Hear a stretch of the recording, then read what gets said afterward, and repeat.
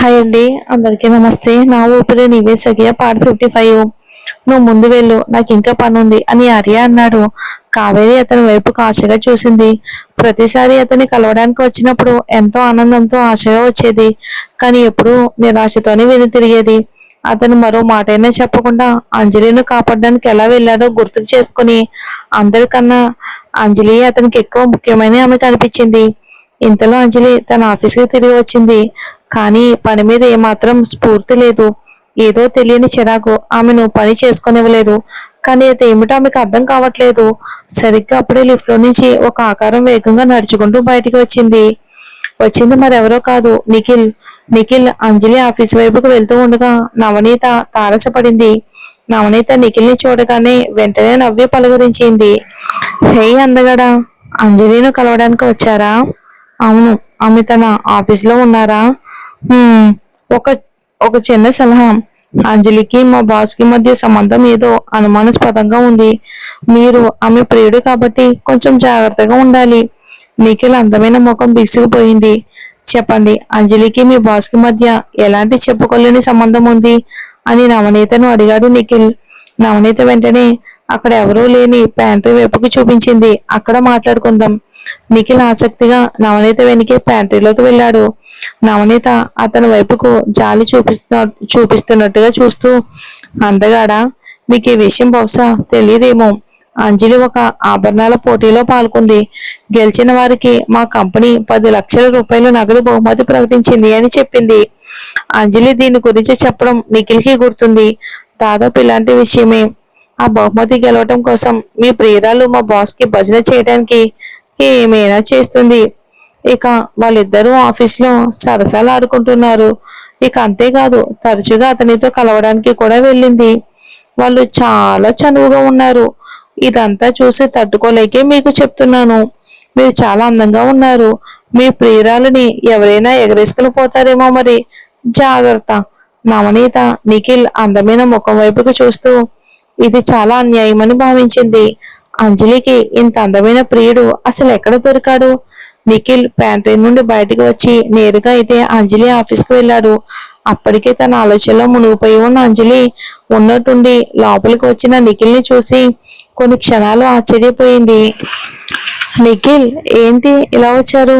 అంజలి నవ్వుతూ అతనికి వెల్కమ్ పలికేందుకు లేచి నిలబడింది. నిఖిల్ ఆమె వైపుకు చూశాడు. ఈ రోజు తను విన్న మాటలను నమ్మలేకపోతున్నాడు. అతను నవ్వి, ఏం లేదు, నేను ఒకసారి చూసి వెళ్దామని వచ్చాను అని అన్నాడు. రేపు మీకు సమయం ఉందా? నేను మీకు భోజనానికి ట్రీట్ ఇస్తాను. ఈ రోజు అతనితో తన ప్లాన్ రద్దు చేస్తున్నందుకు అంజలి ఇంకా అపరాధ భావంతోనే ఉంది. ఇక ఇప్పుడు ఆఫీస్లో కొన్ని పుకార్లు విన్నాను అంజలి. అవి నీ గురించి, నా బావ గురించి అని నిఖిల్ కావాలని అన్నాడు. అంజలి ఒక్కసారిగా బిగిసిపోయింది. ఏమిన్నారు? కేవలం ఆభరణాల పోటీలో గెలవడం కోసమే నువ్వు నా బావను మాయలో పడగొట్టావని విన్నాను. అది నిజమేనా? ఏం మాట్లాడుతున్నారు వాళ్ళు? నేను ఎలా అలాంటి పని చేస్తాను? అంజలికి అది హాస్యాస్పదంగా అనిపించింది. కేవలం ఒక బహుమతి గెలవడం కోసం ఆమె ఆర్యాని ఆశ్రయించదు కదా. నిజంగా నీకు నా బావ మీద అలాంటి ఆలోచనలు లేవా? నిఖిల్ నిశ్చింతంగా ఆమె కళ్ళల్లోకి చూస్తూ అడిగాడు. అంజలి ఒక క్షణం కూడా తడుముకోకుండా, అస్సలు లేవు.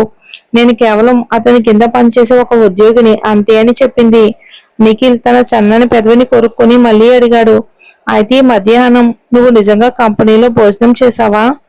నేను చేయలేదు. నేను వేరొకరికి భోజనం ట్రీట్ ఇచ్చాను. నేను అతనికి చాలా రుణపడి ఉన్నాను. అందుకే ట్రీట్ ఇవ్వాల్సి వచ్చింది. నిఖిల్ కల్మషం లేని కళ్ళల్లోకి చూస్తూ అబద్ధం చెప్పలేక అంజలి నిజం చెప్పేసింది. అయితే భోజనానికి అతన్ని ఎక్కడికి తీసుకెళ్లావు? ఇంటికి, నేనే వండి పెట్టాను. అంజలి అబద్ధం చెప్పదలుచుకోలేదు. అందుకే నిజం చెప్పేసింది. బయట తినొచ్చు కదా, ఇంటికి వెళ్ళి వండాల్సిన అవసరం ఏమొచ్చింది అని నిఖిల్ అడిగాడు. బహుశా నా వంట బాగుంటుంది అని అతను అనుకుని ఉండొచ్చు అని అంజలి పెద్దగా ఆలోచించకుండానే జవాబిచ్చింది. ఆ క్షణంలో నిఖిల్కి ఒక్కసారిగా విషయం అర్థమైంది. అంజలి తన బావను మాయలో పడగొట్టడం అసాధ్యం. దానికి బదులుగా తన బావ ఆమె ప్రేమలో పడ్డాడని, తనదైన పద్ధతిలో ఆమె మనసుని గెలుచుకోవడానికి ప్రయత్నిస్తున్నాడని అతను గ్రహించాడు. కాఫీ ఏమైనా తాగుతారా అని అంజలి అడిగింది. వద్దులే, నాకు కొంచెం పని ఉంది, వెళ్ళొస్తాను. ఇక ఆ మాట చెప్పి నిఖిల్ వెంటనే అక్కడ నుండి వెళ్ళిపోయాడు. అంజలి కూడా ఇక అయోమయంలో పడిపోయింది. ఇతను ఎక్కడికి వెళ్తున్నాడు? ఇక నిఖిల్ ఇంకెక్కడికి వెళ్తాడు? తను ఇష్టపడిన అమ్మాయిని దక్కించుకోవాలని చూస్తున్న వాడి దగ్గరికి కదా నేరుగా పైకి తన అమ్మాయి జోలికి వస్తున్న ఆ మనిషిని చూడడానికి వెళ్ళాడు. వాళ్ళు ఎవరైనా సరే అంజలిని తాకడానికి నిఖిల్ ఎవరిని కూడా అనుమతించడు. ఎవరో లోపలికి రాకముందే ఆర్య ఆఫీస్ తలుపులు తెరుచుకున్నాయి. ఆ ఆర్య తలెత్తి చూసేసరికి కోపంతో నిఖిల్ లోపలికి నడుస్తున్నాడు. నిఖిల్ని చూస్తూ ఆర్య తన కళ్ళని చిన్నవి చేశాడు. ఏంటి ఇలా వచ్చావు? వస్తున్నానని ముందే చెప్పాలి కదా. నిఖిల్ తన అరచేతులను టేబుల్ మీద ఆనించి హెచ్చరికతో నిండిన కళ్ళతో అన్నాడు. అన్నయ్య, నువ్వు అంజలి మనసు గెలుచుకోవాలని చూస్తున్నావా? కీబోర్డ్ మీద వేగంగా టైప్ చేస్తున్న ఆర్య వేళ్ళు ఒక్క క్షణం ఆగిపోయాయి నిఖిల్ మాటలకు. ఆ తర్వాత అతను ప్రశాంతంగా, ఏం చెప్పాలనుకుంటున్నావు అని అన్నాడు. అంజలి నేను కన్నేసిన అమ్మాయి. నువ్వు ఆమెను నా నుండి దూరం చేయకూడదు. ఇంకా ఖచ్చితంగా పని పేరు చెప్పి ఆమెతో కలవడానికి ప్రయత్నించకూడదు. నిఖిల్ తన వేటను కాపాడుకోవటానికి సర్వశక్తులా ఓడాడు. ఇక ఆమె దగ్గరికి ఎవరూ రాకూడదు. ఆర్య కూడా లేదు, అస్సలు రాకూడదు. ఆర్య నిర్లిప్తంగా తలెత్తి ప్రశాంతంగా అన్నాడు. ఆమె ఎవరి సొంతం కాదు. ఆమెను ప్రేమించడానికి ప్రయత్నించే హక్కు అందరికీ ఉంది. నిఖిల్ అందమైన ముఖం బిగుసుకుపోయింది కోపంతో. తక్షణం అతనికి ఒక ఒత్తిడిని కలిగించే ప్రభావం ఎదురైనట్టు అనిపించింది. అంజలిను మరే ఇతర అబ్బాయి ప్రేమించడానికి ప్రయత్నించినా అతనికి ఇంత ఒత్తిడి ఉండేది కాదు. కానీ అది ఆర్య అయితే ఒక కష్టమైన ప్రత్యర్థి ఎదురైనప్పుడు కలిగే బాధ నిఖిల్ని ముంచెత్తింది. నిఖిల్ గుండెలో ఒక రకమైన నిస్సహాయత, నిరాశ చోటు చేసుకున్నాయి. ఒకవేళ తను గెలిస్తే అంజలి తన భార్య అవుతుంది, ఓడిపోతే తన అన్న భార్య అవుతుంది. లేదు, తను ఖచ్చితంగా వదులుకోడు. నిఖిల్ అంత సులభంగా ఓటమిని అంగీకరించే రకం కాదు. తన ప్రత్యర్థి స్వయాన తన అన్న అయినప్పటికీ ఆ క్షణంలో అంజలిని దక్కించుకోవడానికి తన సాయశక్తులా ప్రయత్నించాలని నిర్ణయించుకున్నాడు. అతనికి ఇక ఏ ఇతర అమ్మాయి మీద కన్ను లేదు. అతని మనసంతా ఇప్పటికే అంజలితో నిండిపోయింది. ఇక వెదజల్లుతున్న ఆ మనిషి వైపుకు నిఖిల్ చూశాడు కోపంతో. ఒక లోతైన శ్వాస తీసుకుని, సరే, ఇద్దరం న్యాయంగా పోటీ పడదాం, చివరకు ఆమె ఎవరికి దక్కుతుందో చూద్దాం అని అన్నాడు. ఇంకా అలా చెప్పి నిఖిల్ వెన్ను తిరిగి వెళ్ళిపోయాడు. ఆర్య కళ్ళు చిన్నవయ్యాయి. ఎందుకంటే తను నిఖిల్ ఒకేసారి ఒకే అమ్మాయి ప్రేమలో పడతారని అతను ఎప్పుడూ అనుకోలేదు. నిజానికి ఆర్యకి మాత్రం బాధ లేదు.